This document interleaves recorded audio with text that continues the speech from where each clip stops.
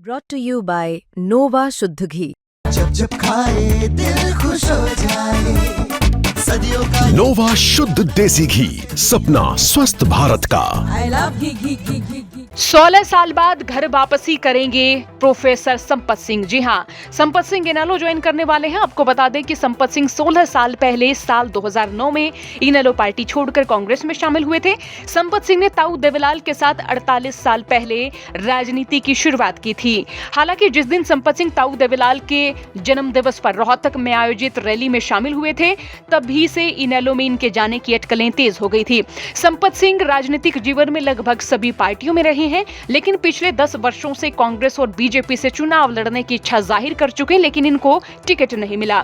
इन्होंने अपने राजनीतिक जीवन की शुरुआत भट्टूकला विधानसभा से की। संपत सिंह ने कई चुनाव जीते और कई चुनाव हारे भी हैं। साल 1980 में उपचुनाव लड़े लेकिन हार गए। 1982 में आजाद उम्मीदवार के तौर पर भट्टूकला से जीते। 1987 में लोकदल पार्टी के उम्मीदवार के तौर पर भट्टूकला से जीते।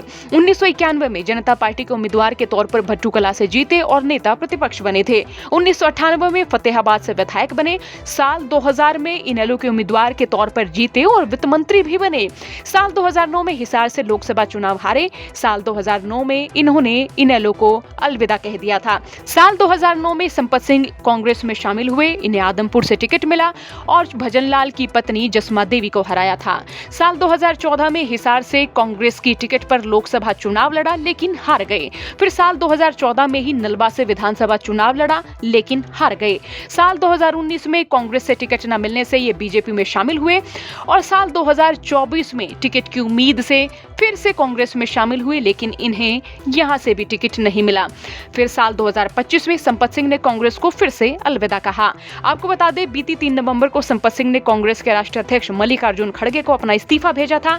इस्तीफा भेजने के बाद संपत सिंह ने कहा कि अब मैं चैन की नींद सोऊंगा। संपत सिंह आज अपने बेटे गौरव सिंह के साथ चंडीगढ़ में इनेलो ज्वाइन करेंगे। संपत सिंह 16 साल पहले साल 2009 में इनेलो छोड़कर कांग्रेस में गए थे। संपत सिंह के बेटे गौरव सिंह ने भी पार्टी छोड़ने का ऐलान करते हुए सोशल मीडिया पर लिखा था, थारी कांग्रेस थमने मुबारक। संपत सिंह को मनाने के लिए सोमवार को कांग्रेस प्रदेश अध्यक्ष राव नरेंद्र सिंह ने भी फोन किया था, लेकिन संपत सिंह माने नहीं। उन्होंने 2 टूक कह दिया कि मेरी उनसे कोई नाराजगी नहीं है, अब मैं मन बना चुका हूं। तो वही संपत सिंह ने इनेलो में वापसी बाबत ये कहा है कि मैंने अपने राजनीतिक जीवन की शुरुआत वहीं से की थी। कुछ भावनात्मक कारणों से इनेलो छोड़ी थी, लेकिन अब इनेलो में वापस जाना चाहता हूं और इनेलो नेता भी मुझे बुलाना चाहते हैं। मुझे वहां काम करने का अवसर मिलेगा क्योंकि मैं काम करने वाला व्यक्ति हूं। संपत सिंह ने अपने इस्तीफे में कई अहम बातों का जिक्र किया है, कई आरोप लगाए हैं। उन्होंने ये भी लिखा कि राज्य के नेताओं ने अपनी ताकत बढ़ाने पर ध्यान दिया। 2020 में राज्यसभा की खाली सीट पर किसी योग्य अनुसूचित जाति या फिर पिछड़े वर्ग के सदस्य को भेजने की बजाय एक नेता के बेटे को नामित किया गया। इससे एक राष्ट्रीय पार्टी एक परिवार की कंपनी जैसी बन गई। यहां तक कि रणदीप सिंह सुरजेवाला, जो 4 बार विधायक और AICC के महासचिव रह चुके हैं, उन्हें भी हरियाणा में गुटबाजी के चलते राजस्थान से राज्यसभा भेजा गया। अजय माकन, जो कोषाध्यक्ष थे, हरियाणा से राज्यसभा चुनाव हार गए। ये नेतृत्व की कमी का ही नतीजा था।